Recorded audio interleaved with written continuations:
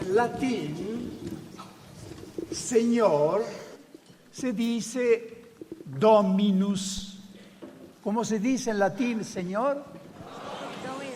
Y ya entendemos por qué este día se llama domingo. Se llama domingo porque es el día del Señor. En latín es un adjetivo, dominica, que significa el día del Señor. ¿Y por qué este día sería el día del Señor? Porque en este día Jesús resucitó. Y cada domingo tiene que ser una ocasión para relanzar este anuncio de la resurrección de Cristo.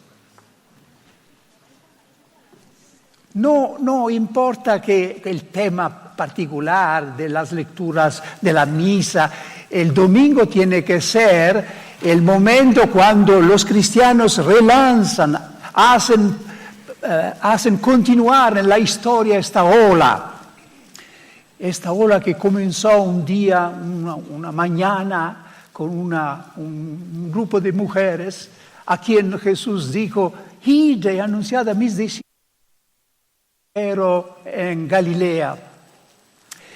La resurrección de Cristo es la esperanza de los cristianos.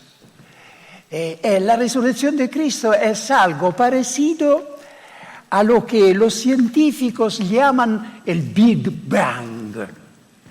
Sabéis que hay esta teoría hoy sobre el origen del universo, cuando una pequeña parte de materia se transformó en energía y empezó este movimiento de expansión del universo que todavía sigue continuando. En el universo espiritual, la resurrección de Cristo es algo parecido. Es el momento de la explosión de la energía divina, cuando la muerte fue transformada en vida y empezó este movimiento, que sigue en la iglesia, sigue expandiéndose. Todos los sacramentos son eficaces, nos dan la gracia porque Jesús ha resucitado. Si estamos aquí es porque Él ha resucitado. Si la palabra de Dios tiene poder, es una palabra viva y eterna, es porque Jesús ha resucitado. Y no se puede ir a su casa sin portar en los ojos, en el corazón, el anuncio de la resurrección de Cristo, porque esto es lo que hace la fuerza del cristianismo, que la muerte ha sido vencida. En el siglo XIX había en Rusia un monje pequeño, más pequeño que yo, pero mucho más santo que yo, que se llamaba Serafín de Sarov. Y pasó 10 años en un bosque sin hablar con ninguna criatura. Después el Señor lo envió de nuevo a su monasterio y la gente, como pasa habitualmente en estos casos, empezó a ir a visitar a Serafino de Sarov para entregarle sus problemas, sus sufrimientos, especialmente a las mujeres, que muy a menudo llevan sobre sí las preocupaciones de la familia. Y se lee en la vida de este monje que cuando él veía a alguien que venía a buscarlo, de lejos iba a su encuentro y sonriente le gritaba: tesoro mío, Cristo ha resucitado. Y solamente oyendo estas palabras, con el timbre que tenían en la boca de Serafín, la gente se sentía ya liberada. Los problemas habían caído. Y ahora tengo que pedirle algo a usted, que cada uno de vosotros se vuelve Serafín de Sarov y dirigiéndose al hermano, la hermana de derecha o de izquierda, le dice: no, tesoro mío, esto es demasiado confidencial, ¿no? Incluso en España y en Italia, ¿no? Pero se puede decir siempre: hermano o hermana, Cristo ha resucitado. Hermana, Cristo è risuscitato. Aleluya. Hermano, Cristo è risuscitato. Hermano, Cristo è risuscitato.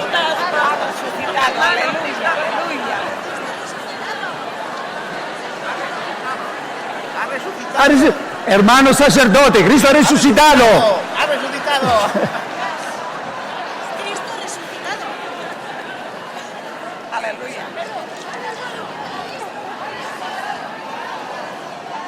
Sí, decimos la verdad. No era muy difícil aquí entre nosotros, No. Pero cuando ahora regresamos a nuestros lugares, a nuestras familias, el trabajo, tenemos que seguir evangelizando, porque este es lo esencial de la evangelización, proclamar que Cristo ha resucitado. Y cómo se puede hacerlo, ya he dicho algunas pequeñas ocasiones que se pueden crear para difundir la buena nueva de Jesús, para compartir este tesoro que hemos recibido con los otros. Lo que tiene que empujarnos a evangelizar, a compartir nuestra experiencia con otros, tiene que ser el amor. No propaganda, no es propaganda esto. No sabemos que Cristo es el tesoro más grande que tenemos en nuestra vida, ¿verdad? Y el amor del prójimo nos empuja, nos obliga a dar a los otros lo que tenemos de más precioso. Entonces es el amor. El amor. El mundo piensa que los cristianos evangelizan para acrecentar el número de los creyentes de la iglesia. No, tiene que ser así. Tiene que ser el amor. Jesús vino a evangelizarnos porque nos amaba y quería compartir con nosotros la riqueza infinita de amor de su Padre. Y también nosotros evangelizamos por amor. Y cuando no se puede hacerlo con las palabras, decía ya, siempre se puede hacerlo con la cara. Permitidme de compartir con vosotros una pequeña experiencia personal. Yo había predicado una vez un retiro a los sacerdotes. Era un retiro carismático donde hay lo que conocemos, este entusiasmo, esta unción, y los cantos sobre todo me habían impresionado.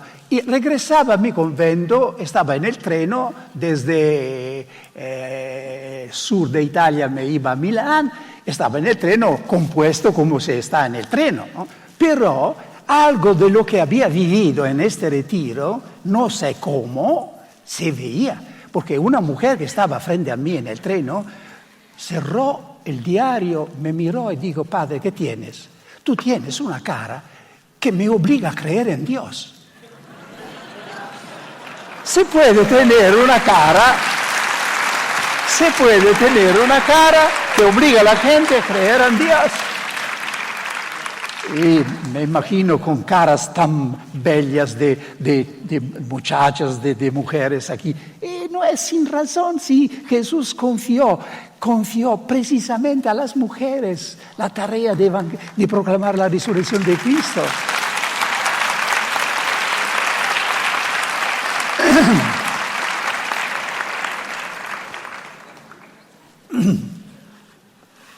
Un encuentro como este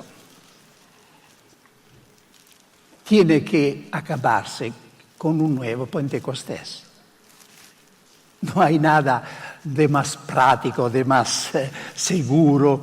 Las enseñanzas sí pueden acrecentar nuestra fe, profundizar nuestra fe, pero lo que se necesita, un encuentro como ese, tiene que ser un Pentecostés, es decir, una nueva experiencia de la presencia del Espíritu Santo. ¿Queréis ir a vuestra casa con algunas ideas más sobre el Espíritu Santo o queréis ir con más Espíritu Santo a la casa? Más Espíritu Santo. Yo conozco dos maneras de poder prepararnos a esta experiencia, porque, por supuesto, no podemos nosotros provocarla artificialmente. Es el Espíritu Santo, es el Señor resucitado que sopla de nuevo, como hizo el día de Pascua, cuando entrando en el cenáculo las puertas cerradas, sopló sobre los discípulos y dijo, ¿qué dijo? Recibid el Espíritu Santo. Entonces, este es algo que solamente el Señor resucitado puede dar un nuevo Pentecostés. Pero de nuestra parte podemos hacer algo que nos prepara. Y yo conozco dos maneras para prepararnos a este soplo. Uno es de leer y comentar el relato del primer Pentecostés. ¿Qué pasó en este momento a los discípulos?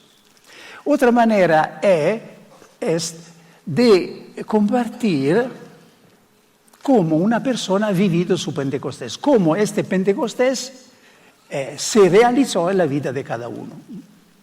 Y como yo estoy en este lugar, cada uno de vosotros podría hacer lo mismo, hacer su testimonio y contar cómo el Señor un día cambió su vida. Pero como estoy aquí yo con el micrófono, tengo que hacerlo yo.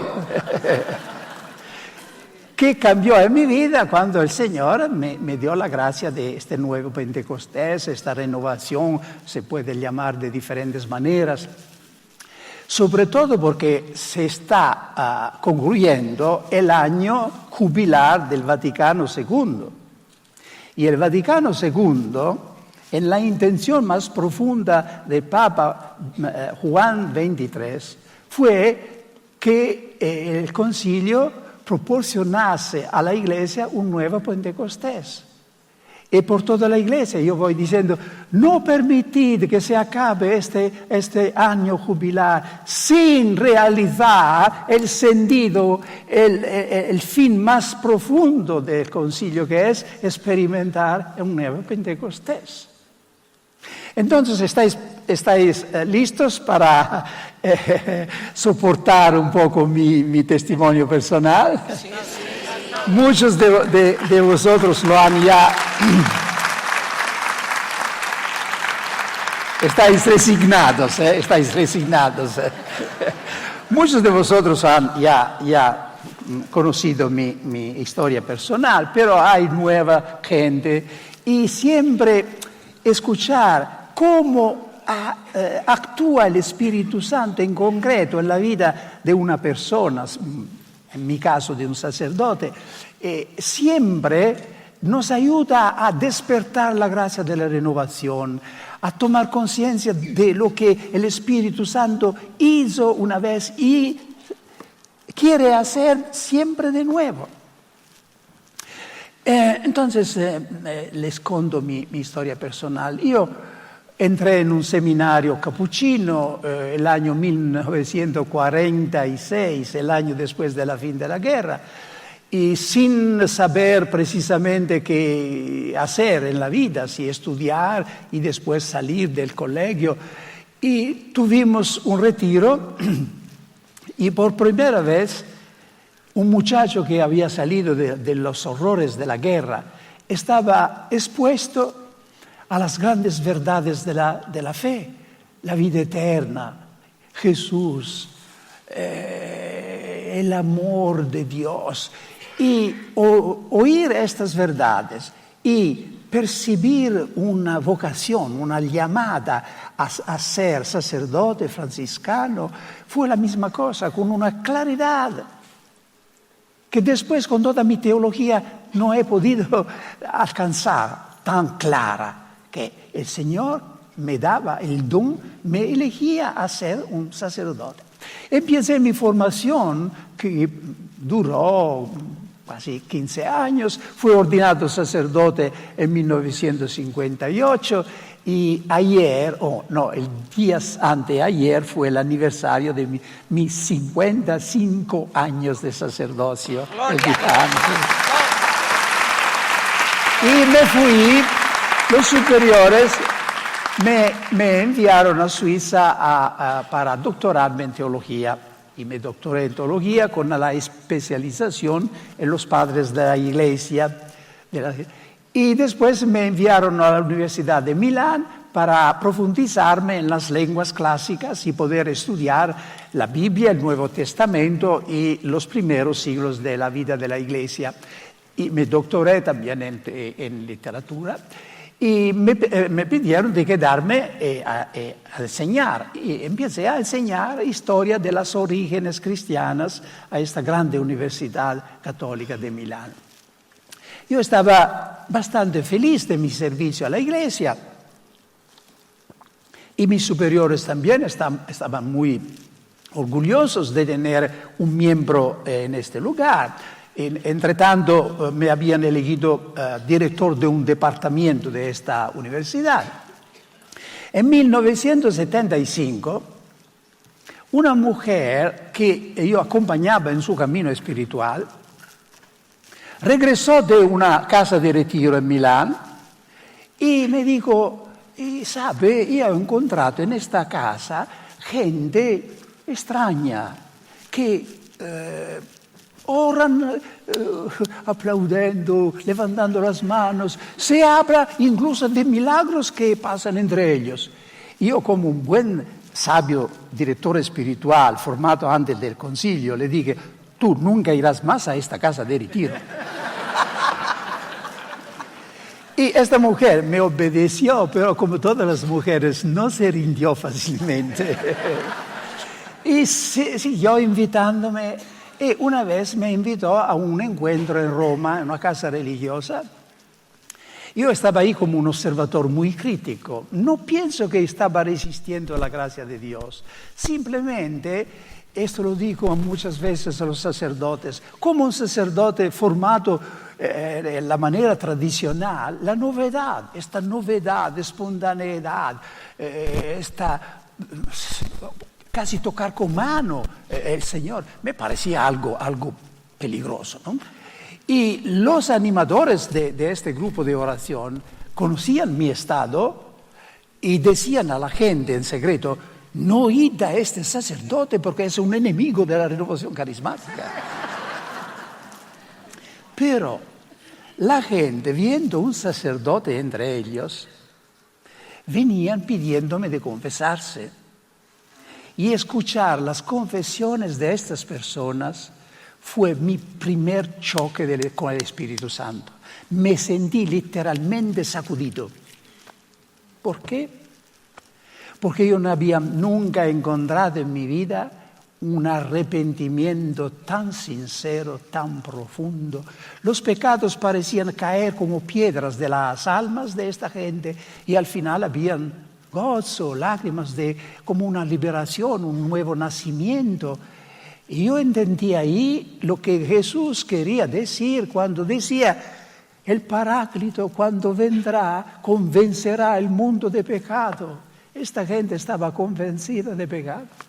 No eran las confesiones que hacemos superficialmente muy a menudo, ¿no? Era verdaderamente, allí se ve el Espíritu Santo que te da el verdadero arrepentimiento. Y empecé a recreerme. Y di un curso a los estudiantes a la universidad sobre los movimientos carismáticos y proféticos en la primera iglesia para conocer algo, porque algunas cosas para mí, que enseñaba precisamente historia de las orígenes cristianas, lo que pasaba entre esta gente era precisamente lo que yo conocía, pasaba a Corinto, por ejemplo, los carismas, todo el resto. Entonces empecé a tomar en serio. Entre tanto, las personas de la renovación carismática, a pesar de mi espíritu crítico, me invitaban a dar charlas, a dar enseñanzas. Tenía una cierta relación externa a la renovación carismática.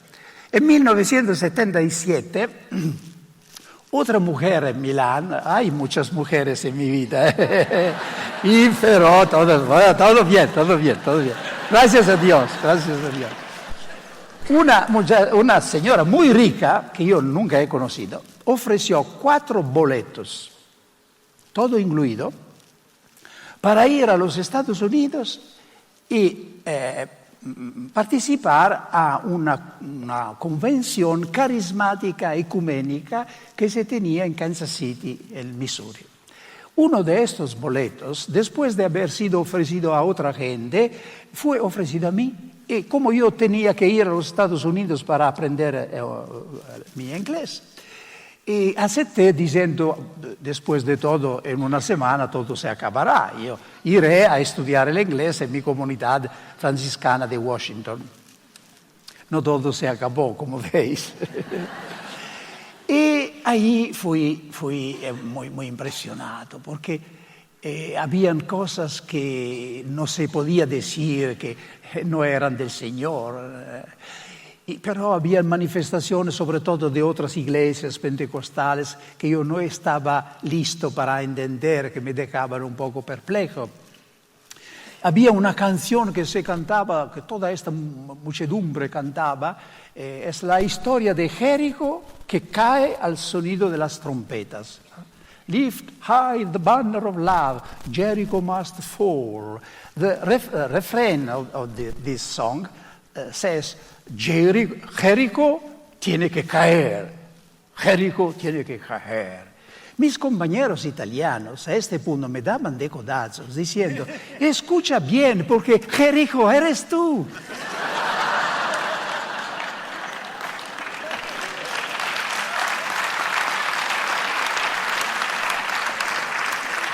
Yo espero que no haya otros Jericós aquí, pero si hay, se tengan muy firmes, porque se puede caer. Jericó cayó, pero no sin defenderse. Fuimos a una casa de retiros en New Jersey. Yo estaba decidido de quitar e ir a mi comunidad capuchina. Un sacerdote irlandés, a quien yo soy deudor de mucho, me invitó con mucho cariño, quédate aquí con nosotros, hay un retiro sobre la Trinidad, quédate aquí. Y yo me dije, pero esta no es una casa de prostitución, es una casa de retiros. Si me quedo no puede hacerme algún mal. Entonces, Señor, te doy esta última posibilidad de convencerme que es obra tuya. Y empecé a participar a los encuentros. Y siempre recuerdo que hubo un encuentro de oración, un pequeño grupo, y en mi cabeza había un razonamiento que pasaba, pero ¿qué estoy buscando aquí? Yo estoy bautizado, confirmado, he hecho mi profesión religiosa, soy ordenado sacerdote. ¿Qué puede añadirme, qué pueden darme estos laicos aquí? Y sobre todo había una frase que resonaba en mi cabeza. Yo tengo ya a Francisco de Asís como mi padre. A este punto, una mujer, cuidado a las mujeres, de nuevo, sin saber nada, abrió la Biblia y empezó a leer, acaso como se hace muy a menudo. Era el pasaje donde Juan Bautista dice a los fariseos, no digáis en vuestros corazones, tenemos a Abraham como nuestro padre. Yo dije, tocado, Señor, este es para mí. Me levanté y hablando italiano, no hablaba todavía inglés, y yo digo, Señor, yo no diré nunca más que soy hijo de Francisco de Asís. Porque no lo soy. Si es necesario hacerse niño, dejar que otros oren sobre mí, acepto. Y desde este momento verdaderamente empecé mi camino en la renovación. Una tarde yo paseaba en el parque de esta casa y el Señor me habló con una imagen. Muy a menudo el Señor habla con esta manera muy simple, una imagen interior, nada de visiones, ¿no? Pero esta manera de comunicar de Dios que escribe en el corazón, escribe. Dios es un especialista en escribir sobre el corazón. Yo escribiré mi ley sobre vuestros corazones. Y la imagen era esta. Yo me veía como un hombre sobre un coche que tiene las riendas de los caballos. Y de repente entendí que era la imagen de mí como un hombre que quiere ser dueño de su vida. que quiere ser en control de su vida.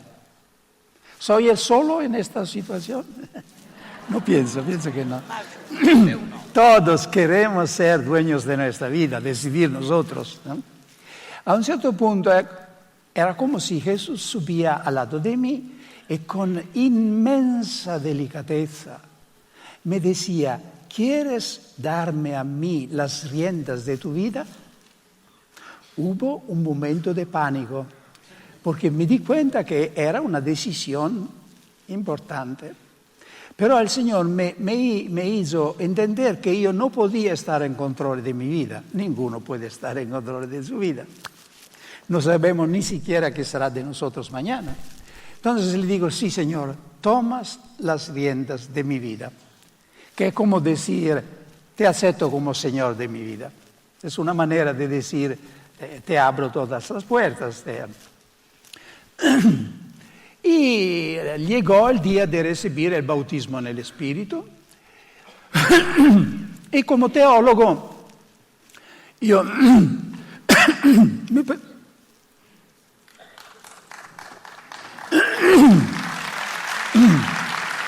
Gracias. Me preguntaba: ¿qué es este bautismo en el Espíritu? Y la respuesta era muy clara: no es un nuevo sacramento, es una manera de ratificar, de renovar mi bautismo, no solamente mi bautismo, sino también mi confirmación, mi profesión religiosa, mi ordenación sacerdotal. Una manera de entregar toda mi vida espiritual a la guía del Espíritu de Jesús. Y después tuve la ocasión de profundizar, escribir algo sobre el bautismo en el Espíritu, pero fundamentalmente la expresión nos llega de Jesús. ¿Sabéis que la expresión bautizar en el Espíritu es de Jesús? ¿No? La explico. 10 días antes de subir al cielo, Jesús habló a los discípulos, ¿no? En los Hechos de los Apóstoles, capítulo 1, y les dijo: Juan Bautista bautizó en agua, pero vosotros seréis bautizados en el Espíritu Santo de aquí a pocos días. ¿Qué fue de ahí a pocos días? Pentecostés. Entonces, es Jesús que ha definido Pentecostés como un ser bautizado en el Espíritu, que significa completamente inmergidos en la realidad, en la agua del Espíritu, en el soplo del Espíritu, en el viento, en el fuego del Espíritu. Pero bautizar en griego no significa recibir algunas gotas de agua sobre la cabeza, como hoy. Significa ser completamente inmergidos en el agua. Que es una imagen que Jesús quería decir: seréis completamente inmergidos en el agua del amor de Dios. Porque Pentecostés es esto. Cuando se lee todos fueron llenos del Espíritu Santo, tenemos que dar un sentido muy concreto a esta frase.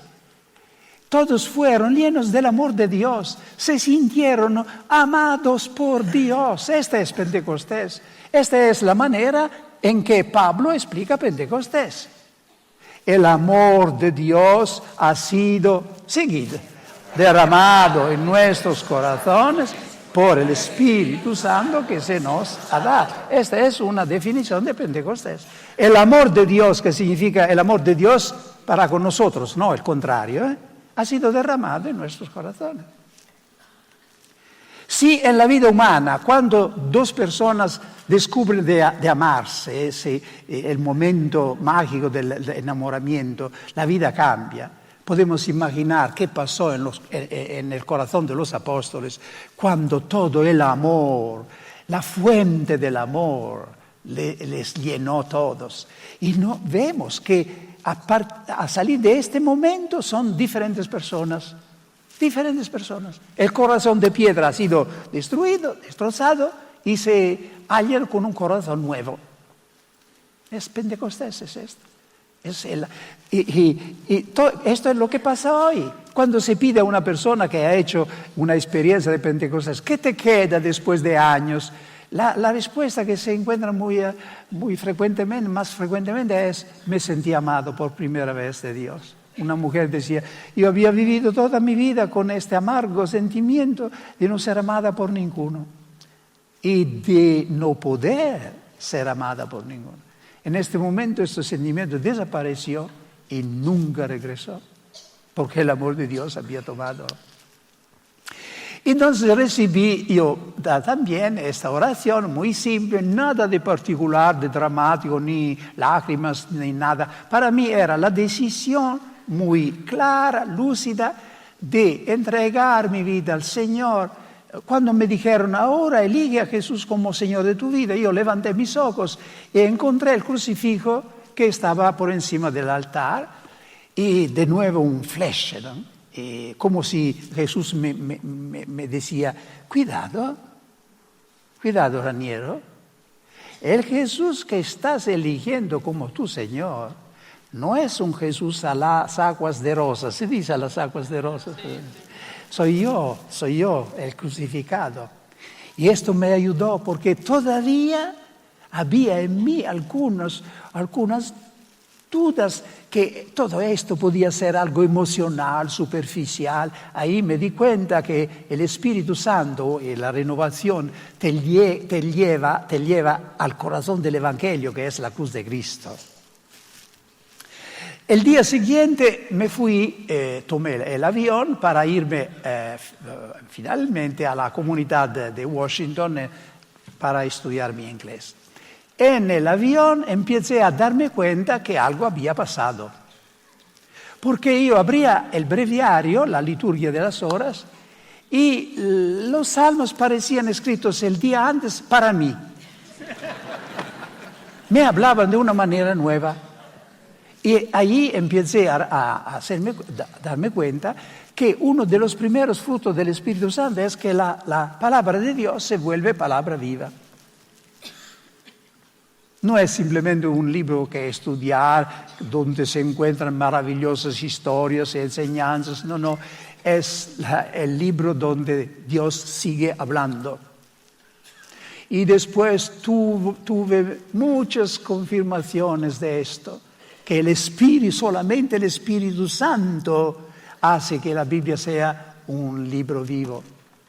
Un episodio que comparto muy a menudo es lo que pasó un día que estaba predicando en Australia y el día antes de la conclusión un obrero, una persona muy simple, vino a mí y me dijo: padre, yo tengo un problema en mi familia, un muchacho de 11 años que no está bautizado, porque mi mujer, entre tanto, se ha vuelto testigo de Jehová y no quiere que se hable del bautismo. ¿Qué hago?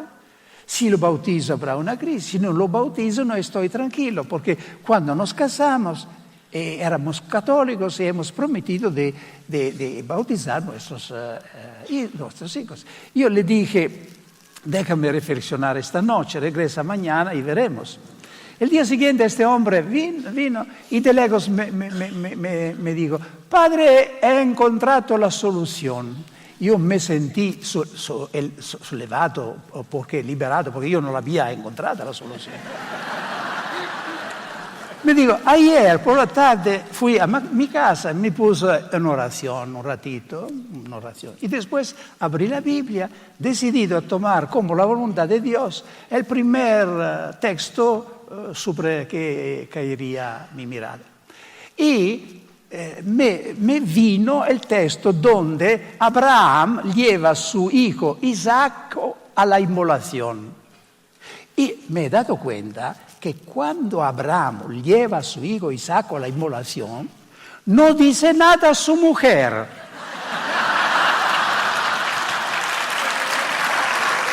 Había hecho un discernimiento perfecto.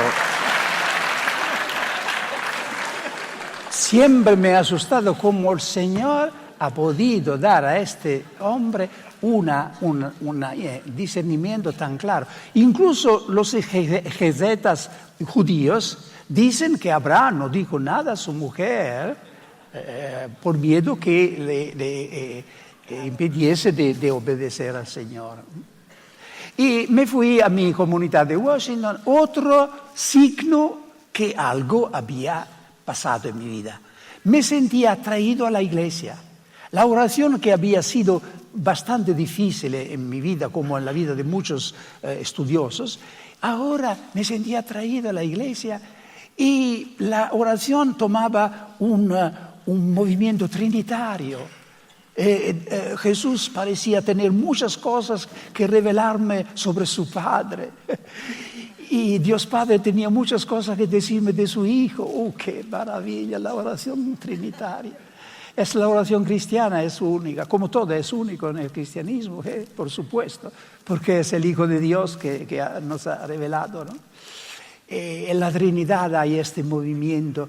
La oración cristiana no es la criatura que a un cabo del hilo habla al Creador, al otro cabo. No, es Dios que ora en nosotros, porque el Espíritu reza en nosotros, ¿no?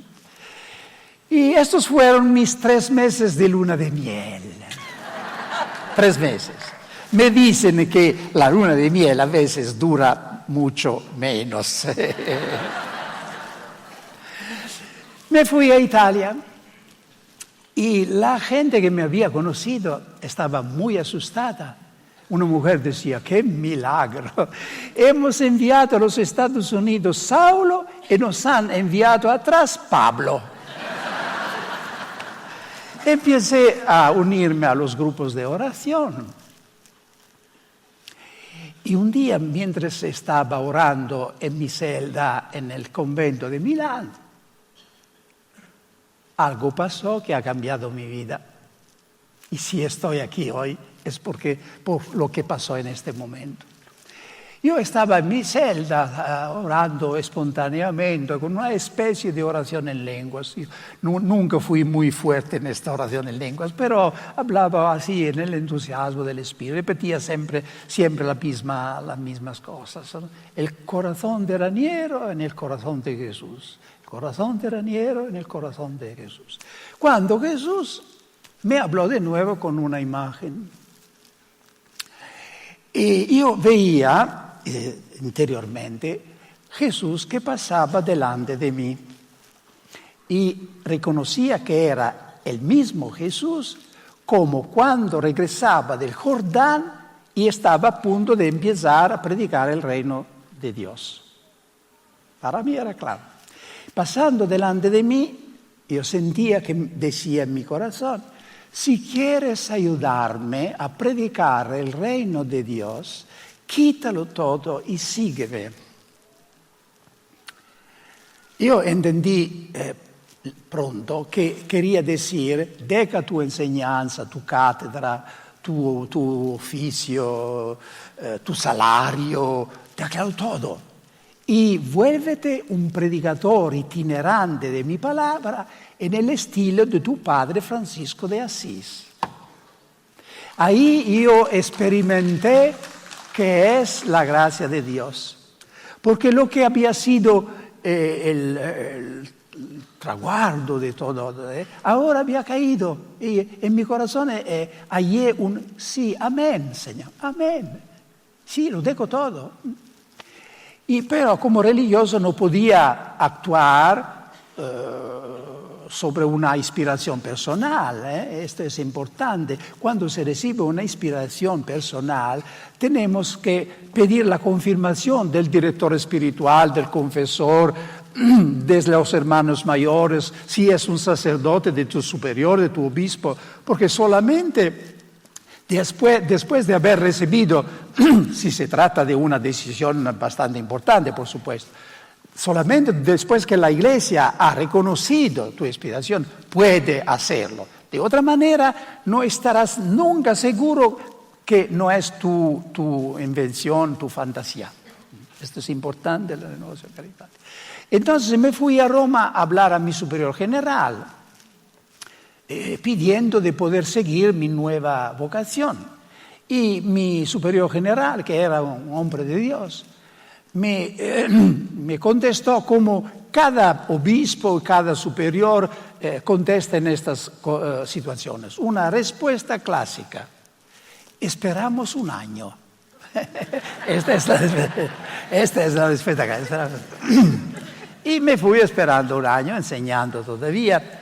Y la claridad que había tenido en este momento había desaparecido. Fue la obediencia que salvó mi vocación. Porque después de un año me fui de nuevo a mi superior. Y orando, al final me dijo, sí, es la voluntad de Dios. Dirán que somos locos los dos, pero después de 10 años tal vez entienden. Yo me fui a la universidad y di mi resignación y empecé un retiro en un pequeño convento de la Suiza para prepararme. No sabía dónde empezar a predicar el reino de Dios. Yo había sido un profesor, no un predicador. Predicaba las homilías los domingos y basta. Y estaba ahí en este convento cuando llegó un teléfono de Roma, era mi superior general, que me decía,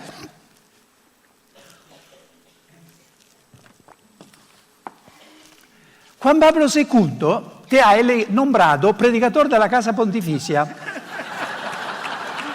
¿Tienes motivos suficientes para renunciar? Y yo intenté de buscar motivos serios, pero no les encontré y tuve que aceptar. Y en algunas semanas prepararme para predicar mi primera cuaresma al Papa. ¿Qué es ese oficio de que habéis entendido hablar? Predicador de la Casa Pontificia. Es un oficio que está confiado a la Orden Capuchina y consiste nel dar una meditación al Papa que nunca falta.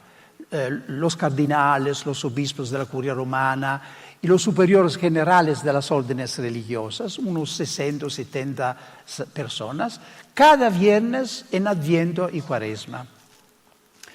La elección se hace así, el general de los capuchinos presenta 3 nombres al Papa y el Papa elige un nombre. Generalmente este oficio dura algunos años y nunca en la historia hubo un predicador que duró 34 años, y lo que dice la paciencia heroica de los últimos papas.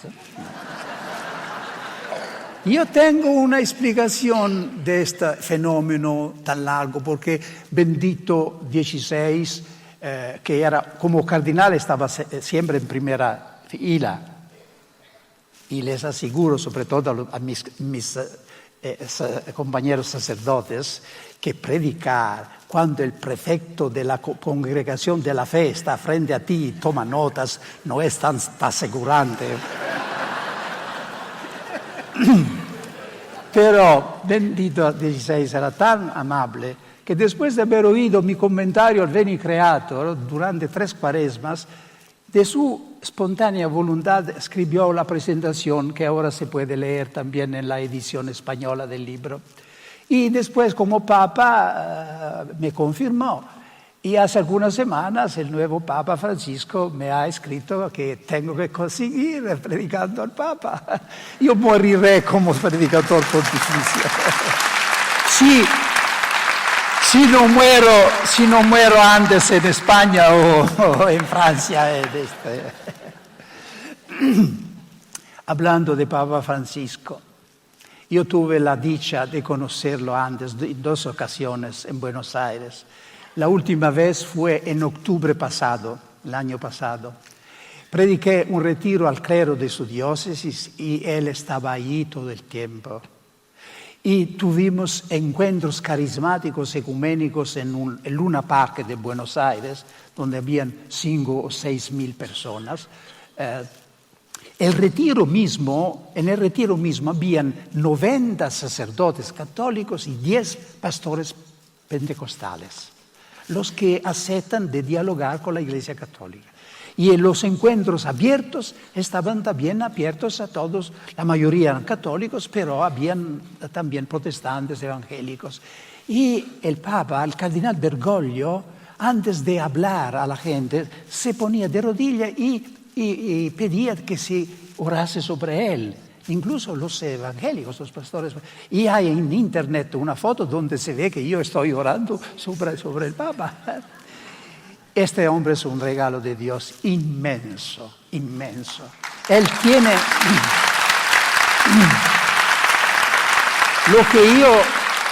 Lo que io he admirado siempre de este hombre es su humildad.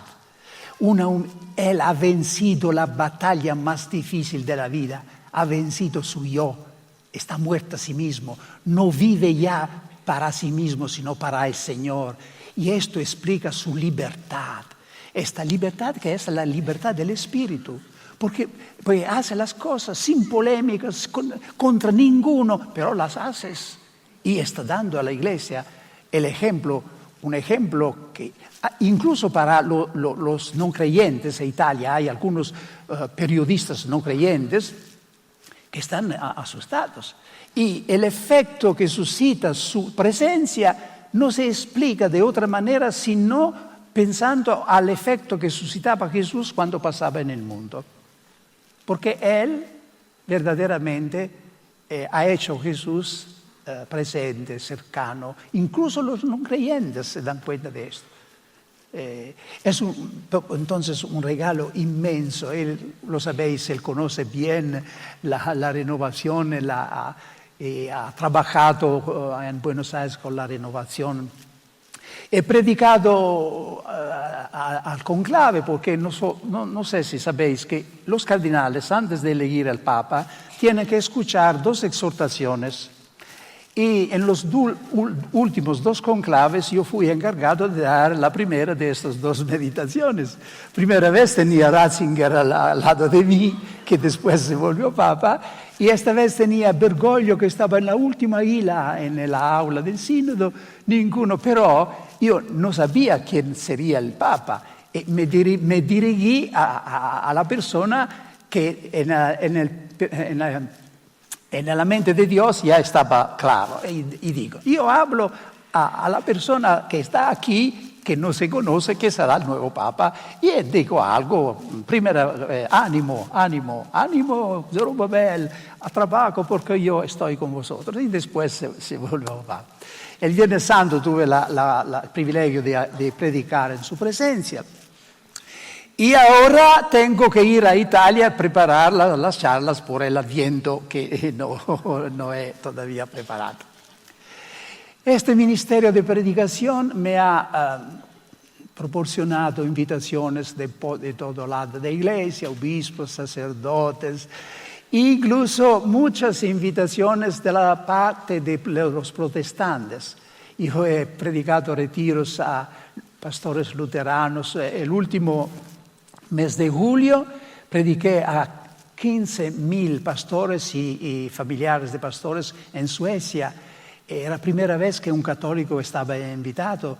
Y el organizador, que es un hombre muy conocido en Suecia, ha fundado iglesias en todo el mundo, cada año lleva un grupo de pastores protestantes y pentecostales a Roma para hacer un retiro en Roma y acuden a la audiencia del Papa, visitan el Consejo por la Unidad de los Cristianos. Yo tuve la invitación de hablar a estos. Última vez en este año habían 80 pastores de Rusia. Y algunos de ellos dijeron después, ha sido un nuevo bautismo en el Espíritu. Entonces hay este movimiento de reunión de los cristianos que está causado por el Espíritu Santo, que nos empuja hacia la unidad. Es uno de los efectos más grandiosos del Espíritu Santo, que nos deja fieles a nuestra iglesia, obedecientes a la iglesia, pero nos da el impulso a este comunismo espiritual, de orar juntos, proclamar juntos Jesús Señor, de manera que se pueda adelantar el día cuando los cristianos serán todos unidos. Esta es mi pequeña historia. ¿Qué decir? Como se decía antes en la oración, tenemos que dar gracias a Dios.